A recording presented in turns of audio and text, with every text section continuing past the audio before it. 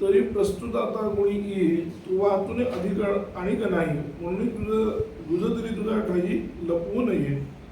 आता किती नावा नावा तुझं म्हणता कारणे वाटे तुझं तरी ज्ञान सांगेन सहज विज्ञानेसी. म्हणजे भगवंतांचं म्हणणं असं आहे की आता सध्या या प्रस्तुत प्रसंगामध्ये माझ्या अंतःकरणात जे काही गुज आहे, जे गुप्त आहे, ते ज्ञान सांगण्यासाठी तुझ्याशिवाय इतर कोणी योग्य नाही आहे. या प्रस्तुत प्रसंगाच्या शब्दाचा अर्थ सध्याच्या काळात असा म्हणला तरी घेता येऊ शकतो. म्हणजे फक्त त्या तिथं ते निमित्त झालं, पण एकंदरीत त्या काळामध्ये भगवंताला जे ज्ञान सांगायचं होतं ते म्हणून शंकराचार्यांनी एक शब्द प्रयोग केलेला आहे.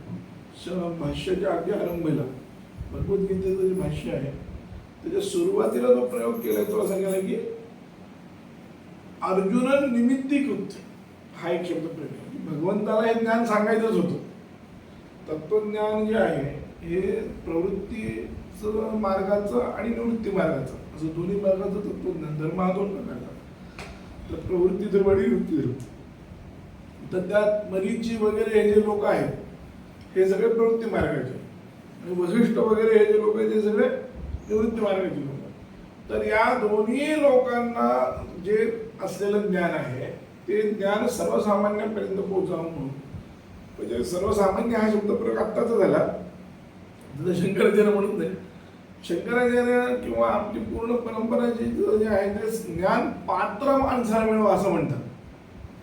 सर्वसामान्य हा शब्द प्रयोग नाही करत. जो पात्र आहे त्याला तो मिळाला पाहिजे. तर तो मध्ये बरेच दिवसात ती जी परंपरा खंडित झालेली होती ती खंडित झालेली परंपरा, ते तत्वज्ञान गुप्त झालेलं होतं ते भगवंताने द्वापर युगामध्ये अर्जुनाला निमित्त करून केलं. जसं अध्यात्म रामायणाचं जर साक्ष काढली तर लक्ष्मणाला भगवंताने गीता सांगितली, ती रामगीता म्हणून प्रसिद्ध आहे की नाही. तशी भगवद्गीता. तर तिथे रामगीतेमध्ये भगवंताने तत्वज्ञानच सांगितलं, दुसरं काय सांगितलं हेच सांगितलं, शब्द प्रयोग वेगळे. तसं ते मला वाटतं त्रेतायुगामध्ये भगवंतांनी लक्ष्मणाला सांगितलं. आता त्याच्यानंतर द्वापार युगामध्ये हे जे तत्वज्ञान सांगायचं आहे हे तत्वज्ञान सांगत असताना भगवंताचं म्हणणं असं आहे की आता या युगामध्ये तुझ्या इतकं योग्य कोणी नाही आहे. आणि तुला सांगणार म्हणजे मी गुज का सांगावं असं जे तुला वाटत असेल तर त्याचं कारण आहे. म्हणून तुझं वाहून आणखी नाही म्हणून तुझं तरी तुझ्या काही लपू नये म्हणून गुज जे आहे ते तुझ्या काही लपू नये असं मला वाटतं. तू योग्य आहेस असं मला वाटतं म्हणून भगवंताने ते सांगितलं. आता काय करतो म्हणाले, आता तुला एक गुज सांगतो म्हणजे तुला असं वाटेल की काय आतापर्यंत एवढे 15-16 वयामध्ये सारखं गुज सांगतो म्हणून म्हणाले, नुसतं कंटाळवाणा शब्द प्रयोग केला, सांगा ना काहीतरी असं म्हणाल की. म्हणून ते आता किती नावा गुज म्हणजे पुन्हा तेच तुम्ही काय बोलताय, म्हणता कारणे वाटेल तुझं असं तेच शब्द प्रयोग करून तुला ते कारण वाटेल तरी ज्ञान सांगेन सहज विज्ञानेसी. ते गुज म्हणजे काय, तर ते गुज जे गुह्यतम आहे ते काय आहे, तर ज्ञान सांगेन सहज विज्ञानेसी. विज्ञान आणि ज्ञान हे दोन्ही मी तुला सांगेन. विज्ञान शब्दाचा प्रयोग त्यांनी इथं केला. ते कसे म्हणले का, ही सांगण्याची गरज काय, ज्ञान आणि विज्ञानासहित सांगण्याची गरज काय. तर त्यांचं म्हणणं म्हणजे ज्ञानवाल्यांचं म्हणणं असं की ज्ञान आणि विज्ञान हे दोघंही एकमेकांमध्ये मिसळलेले. कसं म्हणाले, परी ते जे ऐसे निवाडे जैसे भेसळले खरे पुढे. धान्यामध्ये काही येत आहे हे मिसळलेले म्हणजे जसे दगड वगैरे मिसळलेले असतात, काही खरं असतं काही खोटं असतं. हे सगळं भेसळ जसं झालेलं असतं तर ते भेसळ झालेलं जसं निवाड करून वेगवेगळं करावं लागतं. म्हणजे काय, भेद अध्यास आहे हा त्याचा शब्दाचा प्रयोग आहे. म्हणजे तात्पर्य काय ज्ञानोबरायांचं की मुक्त तुला व्हायचंय. हे सर्व तत्वज्ञानात काय आहे, मुक्तीसाठी आहे. मुक्त कोणाला व्हायचंय, जीवाला व्हायचंय. मुक्त कशापासून व्हायचंय, संसारापासून व्हायचंय. तर आता याचा विचार जर केला तर लक्षात येईल की इथं कर्म उपयोगाला येतं का, तर कर्म उपयोगाला येत नाही.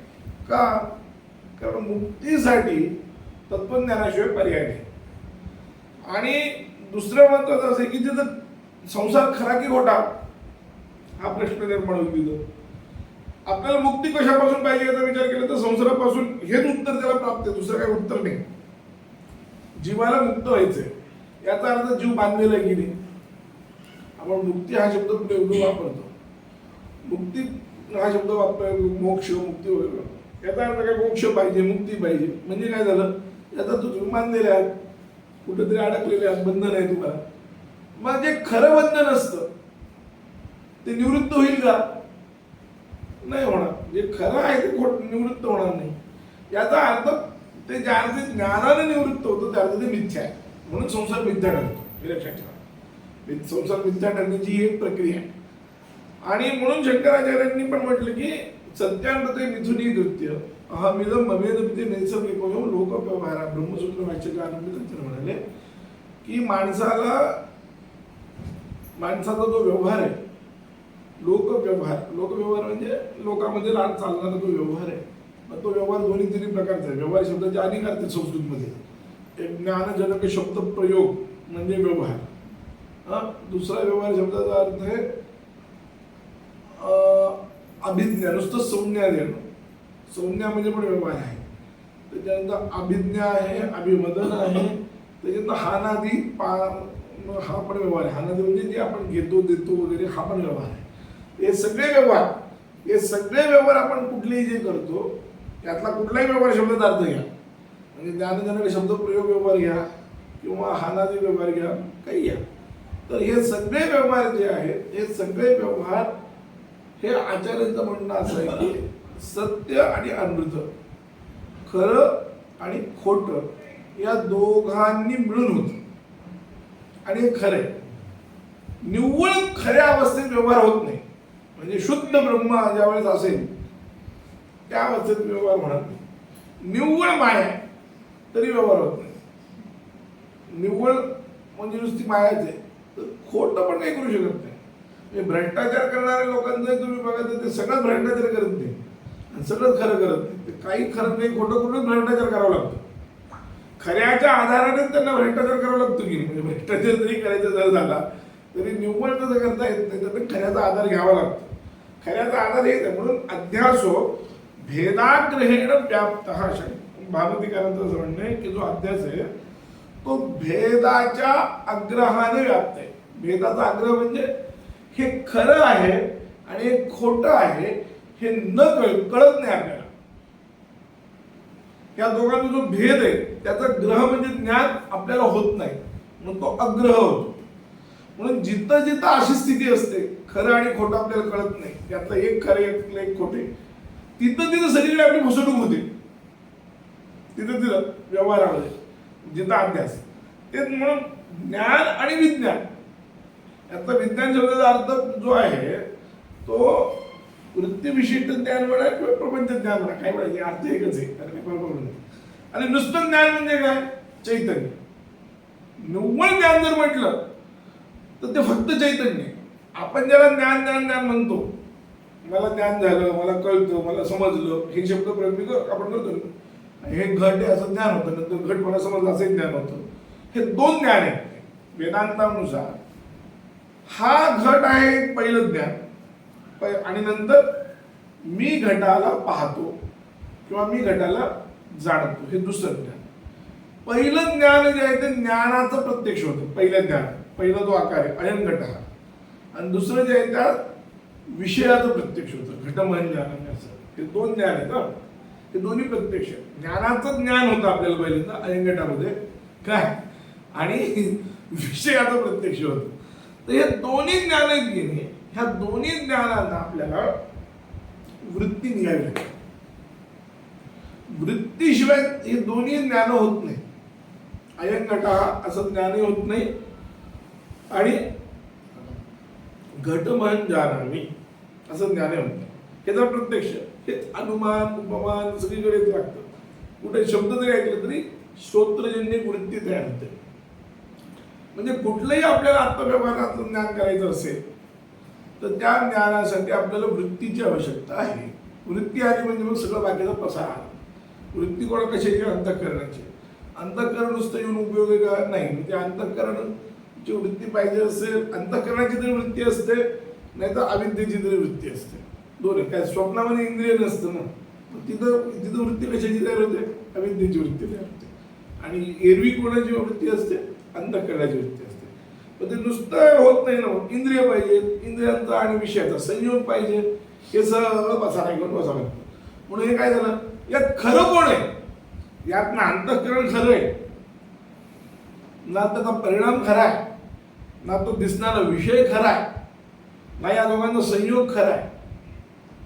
पण या सगळ्यांचं अधिष्ठानभूत असलेलं खरं कोण आहे, चैतन्य. म्हणून जी प्रक्रिया आहे त्रिविधम ही चैतन्यम. वेदांतामध्ये ज्ञानाची प्रक्रिया काय आहे, चैतन्य हे जे आहे ते 3 प्रकारचे आहे. 3 प्रकारचे म्हणजे विषय, चैतन्य तसं एकच आहे, विशेषणामुळे त्याला 3 आहेत असं म्हणलं जातं. एक विषय चैतन्य, एक प्रमात्र चैतन्य आणि एक प्रमाण चैतन्य, हे 3 चैतन्य. यातलं प्रमात्र चैतन्य म्हणजे जीव जो आहे त्या जीवाला म्हणतात प्रमात्र चैतन्य. ज्यावेळेस मी एखादी वस्तू पाहतो त्यावेळेस माझ्या इथलं पहिल्यांदा चैतन्य, ते चैतन्याच्या द्वारा अंतःकरण प्रेरित होतं आणि ते अंतःकरण बाहेर पडतं माझ्या डोळ्यातून आणि कुठपर्यंत जातं, त्या विषयापर्यंत जातं. जिथं जाईल त्या विषयाचा ते आकार धारण करतं. मग ते विषय कसे असो, गोल कसं असो, ते त्याचा आकार झाला. ते जे आकार धारण करणं आहे तर ते अंतःकरण सोडून ते अंतःकरण इथून तिथे निघून जात नाही, इथं असतंच आणि परत तिथे पोचतं. ते दंडायमान होतं लांब. तर ते आपण रबर ताणतो की नाही, रबर ओढल्यानंतर जसं रबर लांब होतं की नाही, तसं अंतःकरण लांब होतं. ते लांब अंतःकरण म्हणजे त्यावेळेस त्या अंतःकरणाचा तो आकार धारण करतो, त्या वस्तूचा, विषयाचा, ज्ञानाचा, काय असो, ज्ञानाकार अंतःकरण होईल, विषयाकार होईल, काय होईल, त्या वस्तूचा जेव्हा त्या आकार धारण करतो त्या आकाराला म्हणतात वृत्ती. त्या लांबपणाला वृत्ती म्हणत नाही. लोकांचा समज असा आहे, पुष्कळ वेदांतांचा समज असा आहे की ते अंतःकरण लांब झालं म्हणजे त्यालाच वृत्ती म्हणत नाही, त्याला वृत्ती म्हणत नाही. आकार जो झालाय त्या आकाराला वृत्ती म्हणतात. तर ती जी वृत्ती आहे त्या वृत्तीवर छिन्न जे चैतन्य आहे त्याला म्हणतात प्रमाण चैतन्य. आणि ते जिथं त्या घटाच्या तिथं गेले ते घटावर छिन्न जे चैतन्य त्याला म्हणतात प्रमेय चैतन्य. आता हे अंतःकरणावर छिन्न चैतन्य आणि ते प्रमेय चैतन्य हे दोघांचा एक होता, ते दोघं, आणि मग आपल्याला ज्ञान होते. ही सगळी एवढी लांब तर ज्ञानाची प्रक्रिया. हे सगळं झाल्यानंतर म्हणजे त्या वृत्तीमध्ये ती जी वृत्ती घटाकार वृत्ती तयार होते, त्या घटाकार वृत्तीमध्ये घटावच्छिन्न चैतन्याचं प्रतिबिंब पडतं. मग आपल्याला घट कळतो. तोपर्यंत कळत नाही, जोपर्यंत घटावच्छिन्न चैतन्याचं प्रतिबिंब होत नाही. म्हणून याला या ठिकाणी 2 प्रकार आहेत. एक वृत्ती व्याप्यता आहे आणि ते प्रतिबिंब जे पडले त्याला म्हणतात फल चैतन्य म्हणतात, फलव्याप्ती म्हणतात त्याला. वेदांतामध्ये वृत्ती व्याप्ती आणि फलव्याप्ती. वृत्ती व्याप्ती म्हणजे ते घटाकार धारण करणे इतकीच वृत्तीचं काम आहे. त्या वृत्तीत जोपर्यंत, जसं आपल्या इथं रॅटिनानं आपण आपल्या ह्याच्यात फोटो, आधुनिक विज्ञान सुद्धा म्हणतो ना, जोपर्यंत फोटो काढत नाही तोपर्यंत तुम्हाला ते वस्तू कळत नाही. आहे की नाही, ते रॅटिनानं फोटो तयार होतो. तर साधारणपणे अशी तीच प्रक्रिया आहे. ते घटावच्छिन्न चैतन्याचं प्रतिबिंब या वृत्तीमध्ये पडतं. अंतःकरणात तैजस आहे, तैजस म्हणून ते स्वच्छ आहे, स्वच्छ म्हणून त्याच्यात ते प्रतिबिंब पडतं. आणि प्रतिबिंब पडल्यानंतर आपल्याला मग कळतं की घटमहन जाणावी किंवा ऐन घटा वगैरे ज्ञानच कळलं. तर प्रतिबिंब पडणं त्याला म्हणतात फलव्याप्ती. हे फल आणि हे वृत्ती. तर हे सगळं जे आहे या सगळ्यामध्ये चैतन्याचा तर आधार आहे, पण बाकीचा सगळा पसारा काय सगळा खोटा आहे. म्हणून हे वृत्ती ज्ञान जे आहे हे आपण ज्याला म्हणतो मला ज्ञान झालं, मला समजलं, आपण समजलं, हे सगळं वृत्ती ज्ञान आहे. वृत्तीशिवाय आपल्याला ज्ञान होऊ शकत नाही. आणि त्यामुळं आपल्याला प्रत्येक ज्ञानामध्ये एवढा सगळा पसारा होतो. म्हणून वृत्ती विशिष्ट ज्ञान होतं. म्हणून हा झाला सगळा संसाराचा भाग. पण मूळ ज्ञान जे आहे ते काय, फक्त स्वरूप आहे. मूळ ज्ञान काय, स्वरूप. आणि तिथं वृत्ती वगैरे काही विषय नाही. पण ते याचं अधिष्ठान ते असल्याशिवाय होत नाही. त्याला ज्ञप्ती स्वरूप असं म्हणतात वेदांताच्या परिभाषेमध्ये. मूळ ज्ञानाला, स्वरूपभूत ज्ञानाला ज्ञप्ती रूप म्हणतात. ज्ञप्ती म्हणजे एक गोळा असल्याचं काही. गोळा म्हणजे ही कल्पनाच आहे शेवटी. गोळा ही कल्पनाच, हे लक्षात घ्या. तिथं हे काही लागत नाही, इंद्रिय वगैरे काही लागत नाही, ते आपोआप स्फुरण वगैरे होतं. तिथं मूळ ज्ञानाचं स्फुरण आपोआप होतं. अहमचं जे स्फुरण, अहंकारात्मक वृत्ती तयार आपोआप होते. तर ती वृत्ती पण तरी सुद्धा अहमचं ज्ञान म्हणजे काही ब्रह्मज्ञान नाही, त्याच्या पलीकडे जे ज्ञान आहे. तर अहमच्या ज्ञानाला ही अहंकारात्मक वृत्तीच आहे. म्हणून जिथं जिथं वृत्ती आहे, म्हणजे अहंकारात्मक वृत्ती असेल म्हणजे अंतःकरणाचाच एक भाग आहे अहंकार. म्हणून सांगितलं वृत्ती दोघांचीच होऊ शकते, अंतःकरणाची होते नाहीतर अविद्येची होते. अंतःकरणाचा परिणाम म्हणजे वृत्ती किंवा अविद्येचा परिणाम म्हणजे वृत्ती. स्वप्नामध्ये हीच प्रक्रिया घडते, पण स्वप्नामध्ये सगळं अंतःकरणात नसतं, सगळं अविद्य असते. स्वप्नात हेच सगळं होतं, वृत्ती तयार होते, वृत्त्याकार होतं. मग आता त्याचा प्रश्न आला येऊ शकतो की आपल्याला स्वप्नामध्ये अविद्याच सगळे, मग कानानं पाहतो असं का वाटत नाही आपल्याला, किंवा माझ्या ठिकाणी हत्ती आला असं का वाटत नाही, असा एक प्रश्न येऊ शकेल की नाही. पण त्याला उत्तर हे की स्वप्नामध्ये आपल्याला संस्कारानुसार ज्ञान होतं, पण आपल्याला व्यवहारात संस्कार जो आहे जागृत अवस्थेमध्ये की मी पाहतो असा आहे, मी हत्ती ऐकतो असं नाही आहे की नाही, संस्कारच नाही आपल्याला. म्हणून कानानं तिथं आपल्या ह्याच्यामध्ये सुद्धा कानानं काय होत नाही, जरी इंद्रिय नसले तरी तिथं सुद्धा आपल्याला असंच वाटतं की मी डोळ्यानं पाहतो, कानानं ऐकतो, जिभेनं खातो असंच वाटतं, दोघींद्रियानं स्पर्श करतो. याचं कारण काय की जागृतीत तुम्हाला तो संस्कार आहे. आणि म्हणून मी हत्ती असं ज्ञान व्हायला पाहिजे खरं म्हणजे कुठं स्वप्नामध्ये. जसं मी सुखी आहे असं ज्ञान होतं की नाही, तसं मी हत्ती असं ज्ञान व्हायला पाहिजे. तिचं कारण काय, इंद्रिय नाही. आणि तेव्हा हत्ती जो येतो तो कोण असतो, ती अविद्य वृत्ती आहे. आणि ते सगळं आत्म्याचाच प्रकाश आहे. दिसतो कोणाला, आत्म्याला दिसतं. म्हणून ती दिसणाऱ्या आत्म्या असणाऱ्या आत्मा ते तिथं काय, बाकी अंतःकरणाचंही काही काम नाही तिथं. नुसतं अंतःकरण असतं पण त्याची वृत्ती नसते स्वप्नावस्थेमध्ये. त्यामुळं सगळं अंतःकरण. म्हणून मयी गजाहा किंवा अहम गजाहा असं व्हायला पाहिजे असं आपल्याला एखाद्या शंका येऊ शकते. पण त्याला उत्तर असं दिलं की तसं होत नाही. त्याचं कारण असे की आपला अनुभव, संस्कार जो आहे आपल्याला आपल्या जागृतीतला तो इतका प्रबळ आहे. आणि तो अनेक जन्माचा आहे ना, तो या जन्माचा थोडी आहे, तो अनेक जन्माचा आहे. कुठल्याही जन्मामध्ये कुठेही गेला तो, पशु जरी झाला तरी पशु सुद्धा डोळ्यानेच पाहतात, देव जरी झाला तरी डोळ्यानेच पाहतात, आणि मनुष्य जरी झाला तरी डोळ्याने पाहतो. म्हणजे कुठेही काही जरी झालं काही विशेषता आहे म्हणजे याचा अर्थ असं नाही ना, न रूपे श्रोत्र वृत्तीता.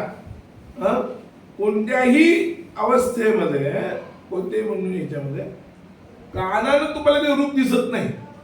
न रूपे श्रोत्र वृत्तीता.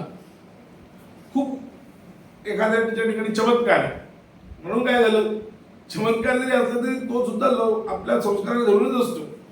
दिसून दिसून डोळ्यालाच दिसेल, लांबचं दिसेल, 300 किलोमीटर लांबचं दिसतं त्या गरुडाला, पण त्याला दिसतं कशानं, डोळ्यानं दिसतं. जास्तीत जास्त असलेल्याच गोष्टी चमत्कार आहे. त्याची वृत्ती वाढली, 300 किलोमीटरची त्याची ताकद जास्त झाली, आपल्याला दिसत नाही. हाताचाच एक चमत्कार. पण म्हणून गरुडे म्हणून तो काय डोळ्यात त्याला कानानं पाहणार नाही, हे जसं आहे. हे सांगण्याचं तात्पर्य काय की या सगळ्यामध्ये इंद्रिय लागतं आणि किंवा अविद्या असते. आणि या अविद्येमुळे काय होतं की ज्ञान आणि विज्ञान हे दोघं एक होतात. वृत्ती ज्ञान जे आहे ते वृत्ती विशिष्ट झालं. वृत्ती विशिष्ट जेव्हा ते ज्ञान होतं त्यावेळेस ते काय होतं, ते खोटं होतं. विशिष्ट म्हटलं की ते खोटं झालं, म्हणजे मिथ्या झालं. खोटं म्हणजे मिथ्या झालं. वेदांताच्या परिभाषेमध्ये जे जे विशिष्ट आहे, जे जे विशेष आहे ते ते मिथ्या आहे. म्हणून ब्रह्म हे निर्विशेष आहे. कुठेही म्हणून ब्रह्म हे सामान्य. ब्रह्म काय सामान्य, चैतन्य काय सामान्य, सगळीकडे असतं, कुठेही नाही असं, सगळीकडे ते सामान्य, ते विशेष नाही आहे. ब्रह्म हे निर्गुण आहे, निराकार आहे, निर्विशेष आहे. त्याच्यानंतर नित्य, शुद्ध, बुद्ध, मुक्त हे तर आहेच. पण निर्विशेष वगैरे पण वापरतात, त्याचं कारण ते कारण सविशेष आलं की सविशेष केव्हा होतो एखादा पदार्थ, तो धर्मानं होतो. जसं सगळे घट एकत्र आहेत, एक सारखे सगळे निळे घट आहेत बघा, आणि त्यात एक लाल घट आहे. लाल घट काय झाला, विषय झाला. 100 घटं आणून ठेवली, त्यांच्यामध्ये 100 पैकी 99 घटं निळं घट आहे आणि एक लाल घट. लाल घट हा तिथं काय झालं, विषय झाला. तो विषय कशाने झाला, घटत्व तर समानच आहे की नाही, रंगानं म्हणजे धर्मानं झाला एका विषय. म्हणून त्या विषय जर व्हायचं असेल, जिथं कुठं विशेष आहे आपल्याला काय दिसतं, तो विशेष हा धर्मकृत असतो, तो विकार असतो. आणि धर्मकृत विकार जिथं आहे तिथं अनित्यता आहे, असं ते चिंतन आहे. म्हणून वेदांतामध्ये ब्रह्म हे निर्विशेषाची पराकाष्ठा केली. काहीच नाही, गुण नाही, आकार नाही, ते काय सांगण्याचं काय म्हणण्याचं काय तात्पर्य, गुणही नाही, आकार नाही, अमुक नाही, तमुक नाही, सगळ्याचा निषेध करायचं काय तात्पर्य. काहीही आहे असं म्हटलं तर ते अनित्य ठरतं. आणि म्हणून चैतन्य म्हणा, ब्रह्म म्हणा, आत्मा म्हणा, काही याला काही शब्द देतो तुम्ही, हे दोन्ही तीन एकाच अर्थाचे शब्द आहेत. हे काय, नित्य वस्तू आहे, ही व्यापक आहे, सर्व गती सुसूक्ष्म. म्हणून यत्तद्देश अग्राह्य अगोत्र अवर्ण अचक्षुः भूतयोनी परिपश्यन्ति धीराः असं म्हटलेलं आहे. यत्तद इंद्रिय अग्राह्य आहे, यत्तद अदृश्यम, अदृश्य आहे. अदृश्य म्हणजे अदृश्यम, अदृश्य शब्दाचा अर्थ काय, अदृश्यम. मुंडकोपनिषदातले वाक्य.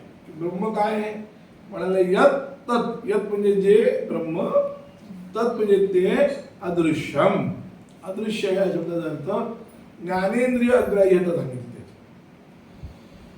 कारण दृश्य धातू आहे तो ज्ञानार्थ आहे, म्हणून ज्ञानेंद्रियाने त्याचं ज्ञान होत नाही, म्हणून ते अदृश्य असं झालंय.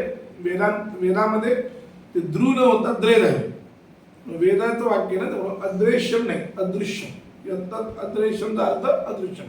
त्याचा अर्थ करता असताना शंकराचार्यांनी आपल्या उपनिषद वाक्यामध्ये असं केला की ज्ञानेंद्रिय अग्राह्य, यत्तदेंद्रियम अग्राह्यम. अग्राह्य या शब्दाने इथं त्यांनी सांगितलं कर्मेंद्रिय अग्राह्य, कर्मेंद्रिय अग्राह्यता म्हणजे ते घेता येत नाही.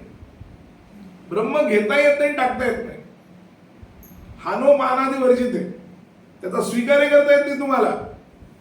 तुमच्या हातात नाहीये ब्रह्माचा स्वीकार करणं, हे लक्षात ठेवा. आणि ब्रह्माचा त्यागही करणं तुमच्या हातात नाही. कारण काय घेणार तुम्ही, कोणती वस्तू जी सर्व व्यापक ती वस्तू उचलता कशी येईल, परिच्छिन्न वस्तू उचलता येईल, ब्रह्म उचलता येत नाही. पण टाकायचं असेल तरी वस्तू परिच्छिन्न असली पाहिजे. म्हणून कुठलीही वस्तू असू द्या, ती वस्तू तुम्हाला आपलं ब्रह्म ही जी वस्तू आहे ती अग्राह्य आहे. अगोत्रम, अवर्णम, त्याला कुल नाही, वर्ण नाही, अगोत्रम, अचक्षु, भूतयोनी परिवेशित वगैरे म्हटले. तर सांगण्याचं तात्पर्य की हे सगळं जे आहे ते अगोत्र, अवर्ण, कर्मेंद्रिय अग्राह्य वगैरे वगैरे सांगितलं. असं जे ब्रह्म आहे ते या सगळ्याचं अधिष्ठान आहे. पण या सगळ्याचं अधिष्ठान असलं तरी आपल्याला असं वाटतं ते सगळ्यामध्ये मिसळलं आहे. आपली अडचण कुठे आहे, आपली अडचण आहे ती आपल्याला जे नाहीये ते आहे असं वाटतं, ही आपली अडचण. म्हणजे आपल्याला खरं आणि खोटं मिळून ज्ञान झालेलं आहे. सगळंच खरं ज्ञान नाही आपल्याला आणि सगळंच खोटं नाही. म्हणून अध्यासो भेदाग्रहेण व्याप्त, हा भेद अग्रह आपल्याला आहे.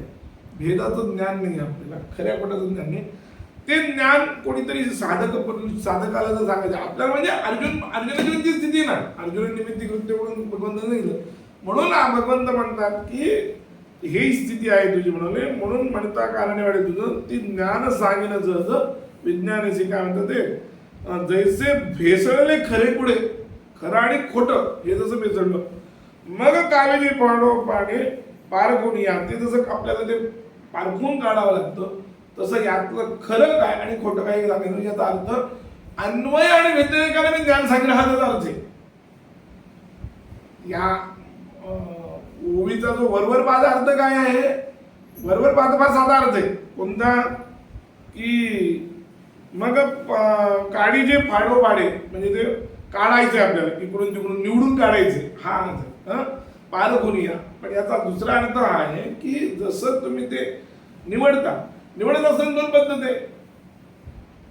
एक त्याच्यात अन्वय व्यतिरेक करता की तुम्ही त्याच्यात पहिल्यांदा ते हे करता की निवडायची प्रक्रिया कशी आहे की ते सगळे थोडेसे गहू इकडे घेतो आपण आहे की नाही, ते इकडे घेऊन मग त्यातलं ते त्या 4-5 गहूमध्ये काय दिसलं ते घेणं म्हणजे अन्वयात दिसलं नाही मग व्यतिरेक बघतो. त्याच्यात नसेल मग असं करतो, तर त्याचा भेद करतो पुन्हा. म्हणजे आधी मूळ आहे त्याच्यापासून त्याला बाजूला करतो आणि पुन्हा त्याच्यात काही हे करण्यासाठी त्याचा भेद करतो. म्हणजे पहिल्यांदा आहे ते घेणं याला म्हणायचं अन्वय, आणि अन्वय करून मग व्यतिरेक करायचा म्हणजे त्याचा भेद करायचा. भेद केलं की मग आपल्याला ते दिसतं. ते की ज्ञान जे आहे तुम्हाला जे वाटायला लागले ज्ञान, की ते ज्ञान तुम्हाला आता जे वाटतं की हे ज्ञान आहे ते ज्ञान आहे. म्हणजे जसं त्या छांदोग्योपनिषदामध्ये नारदांना सनत कुमारांनी विचारलं, सांग म्हणजे आतापर्यंत काय शिकला. नारदांनी एक पूर्णची जंत्री वाचली आपल्या विद्येची, मला सगळं येतं म्हणले. ऋग्वेदापासून सगळे त्यांनी सांगितलं, ऋग्वेद, अथर्ववेद, सामवेद, ते तिथे सांगितलं होतं काही विशेष नाही. त्याच्यानंतर शिक्षा, कल्प, व्याकरण, छंद, निरुक्त हे सांगितलं. त्याच्यानंतर न्याय सांगितलं, वेदांत सांगितलं, तर्क सांगितलं. मग त्याच्यानंतर सगळ्यात 64 कला सांगितलं. ते कला झाल्यानंतर मग म्हणजे सर्पविद्या येते, गारुडी विद्या येते हे पण सांगितलं. मग जादूची माया विद्या येते, जादू करण्याची विद्या, ह्या सगळ्या विद्या मला येतात आणि एवढ्या सगळं मला येतं म्हणले. तर तेव्हा म्हणले हे सगळं येतं तुला की काही उपयोग नाही. हे सगळं काय आहे, ही सगळं अपर विद्या म्हणले. एवढं सगळं येऊन सुद्धा काय हे सगळं अपर विद्या आहे, तुला पराविद्या आल्याशिवाय कळणार नाही असं तिथं सनत कुमारांनी सांगितलं. तर त्यामुळं आपल्याला हे येतं ते येतं असं आपल्याला वाटतं. म्हणजे मला ज्ञान आहे असं आपल्याला वाटतं, पण हे वेदांताच्या परिभाषेचे ज्ञान नाही आहे, हे सगळं अविद्या आहे. म्हणून तर प्रत्यक्षादी प्रमाणाने अविद्यावत विषय आणि प्रत्यक्षादी प्रमाणाने शंकराचार्य काय म्हणतात, शास्त्र आणि चेती. आचार्यात एक भाष्यात पहिली पंक्ती, ती पंक्ती काय, शास्त्र कोणासाठी आहे म्हणजे मूर्खांसाठी आहे असं आचार्यांचं उत्तर आहे. अविद्यावत विषय आणि अविद्यावानाचे विषय पण आहे शास्त्र, शहाण्याचे नाही. प्रत्यक्षाचे प्रमाणे कोणाच्यासाठी आहेत, अविद्यावानासाठी, आणि शास्त्र कोणासाठी आहे, अविद्यावानासाठी. पण तो मुक्त झालाय त्याला याच्याशी काही घेणे देणं नाही. जो बद्ध आहे त्यालाच शास्त्र काम करू शकतं, म्हणून तो अविद्यावान आहे म्हणजे मूर्ख आहे. म्हणजे शास्त्र आपण समजतो शास्त्र शहाण्यासाठी, आपल्याला आपली एक समजूत काय शहाण्या माणसाचं नाही, शास्त्र शहाण्यासाठी नाहीच आहे. शास्त्र अविद्यावानासाठी, मूर्खासाठी. का, कारण ज्याला प्रमाण प्रमेयाचा व्यवहार करायचा त्याला स्वतःला प्रमाणता समजता आला पाहिजे. जो समजेल मी अमुक आहे, मी ब्राह्मण आहे, असं ज्यावेळेस आपलं ज्ञान असतं, जो समजतो तो अग्निहोत्राचा अधिकारी आहे. माझी मुंज झाली आहे, मग तो वेदाचा अधिकारी. जो समजायलाच तयार नाहीये, म्हणजे ज्याचं ज्ञानाने हे सगळं निघून गेलं, काय न ब्राह्मण हा क्षत्रिय वैश्य शूद्र हा, ब्राह्मणे नाही, क्षत्रिय नाही, वैश्य नाही, शूद्र नाही, असा सगळा अध्यास निघून गेला. हा जो वर्णाश अध्यास आहे. न ब्रह्मचारी नाही, न गृही, न वनी, न संगती, संन्यासी नाही, आश्रम अध्यास निघून गेला. वयाचा अध्यास पण नाही, मी लहान आहे मोठा वगैरे, हे सगळे अध्यास निघून गेले. असं तो म्हणतो चिदानंद रूप शिवोहम शिवोहम, असं ज्याला ज्ञान झालेलं आहे तो कसा येतो अधिकारी, होणारच नाही अधिकारी. कारण सांगत असताना वेदांतामध्ये आपलं वेदांत शास्त्रानं कोणाला अग्निहोत्र केलं जायचं म्हणजे कृष्ण केशा हा अग्निनाथ दित, ज्याचे काळे केस आहेत, पांढऱ्या केसावाल्यांनी भ्यायची गरज नाही, त्यानं सांगितलं की कृष्ण केशा हा अग्निनाथ दित. इतक्या लहान वेळेत अग्निहोत्र घेतलं पाहिजे. कृष्ण केशा अग्निनाथ म्हणजे लग्न झालं की लगेच काही दिवसात अग्निहोत्र घेतलं पाहिजे. अग्निहोत्र शौताग्नी होतं म्हणून तो ते घेत असताना इथं वयोवस्था दाखवली. कृष्णकेश या शब्दाने काय सांगितलं, तरुणपणी, तारुण्य असलेला, म्हणजे जो मी ग्रही आहे, तरुण आहे, ब्राह्मण आहे, असे सगळे ज्याला असं वाटतं तो माणूस याचा कशाचा होईल, या अग्निहोत्राच्या वाक्याचा अधिकारी. आणि ज्याला वेदांताला हे सगळं नाही, तू हे कोणीच नाहीयेस, आणि ज्याला कळलंय, नुसतं ऐकून नाही, ज्याला त्याचा साक्षात्कार झाला की चिदानंद रूप शिवोहम शिवोहम, तो याचा अधिकारी होईल का, नाही. थोडा आचार्याने एक उदाहरण दिलं की एकच मनुष्य पहिल्यांदा धनी होता, सावकार होता, त्यावेळेस त्याचे कुंडल चोरून गेली, त्याला दुःख होईल किती. पण तोच सावकार काही दिवसांनी संन्यासी झाला. आता त्याची कुंडली चोरून गेली, म्हणजे मनानं संन्यासी झाला या अर्थाने ते सगळं सोडून गेलं. आता त्याची कुंडली चोरून गेली, त्याला वाटेल काही बरं झालं म्हणाल ते, आहे की नाही. का इथं काय, इथं त्याच्या मनोवस्थेचा भेद आहे. कारण पहिल्यांदा त्याचं ममत्व आहे म्हणून त्याला त्रास झाला. मनुष्य एकच आहे, चोरी होणं घटनाही एकच आहे, पण काय बदललं, ममत्व गेलं, अध्यास गेला. अध्यास गेल्यामुळं सुरुवातीला त्याला जे वाटलं नाही मला बरं माझं गेलं रे काय करू आता, असं जे दुःखी होऊन बसला होता, तो ममत्व गेल्यानंतर सुखी झाला. तोच मनुष्य म्हणजे घटना ती जरी असली तरी मनाच्या अवस्थेनुसार मग अध्यासाचं जितकं हे त्यानुसार त्याची परिस्थिती असते. म्हणून हे सगळं जे आहे हे काय जे तुम्हाला होतं हे सगळं ज्ञान विज्ञान युक्त आहे. म्हणून तुला आता मी ज्ञान म्हणजे काय आणि विज्ञान म्हणजे काय हे स्पष्ट करून सांगतो, असं भगवंत म्हणतात. अविद्या समजा आहे हे आता माहित झालं, तरी पण आपण अभ्यास याच्यासाठी करायचा, त्यासाठी त्याची निवृत्ती करायची म्हणून अभ्यास करायचा ना. हो ना, पण ती लावण्यासाठी कशाला करायचं, निवृत्तीच अज्ञान. कारण काय आहे, अज्ञानाची निवृत्ती ज्ञानाशिवाय होत नाही, त्याला दुसरा पर्याय नाही. अज्ञानाची